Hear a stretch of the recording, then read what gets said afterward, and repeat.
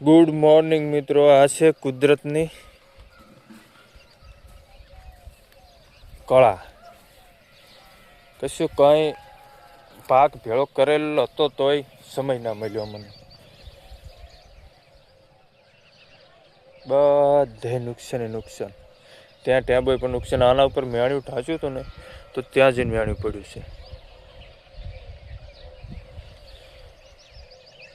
કહેવત છે ને કે મોઢે આવે કોળિયો છીનવી લીધો, આવી રીતે કર્યું. એમાં છતાંય રાત્રે ગાયો આવી એટલે આ ઘાસ ખાઈ ગઈ આખો. કુદરત રૂઠે કોઈ ના વધે મિત્રો. આમાં બાજરી પેરલ પડી હતી, આ નુકસાન જ છે આખું.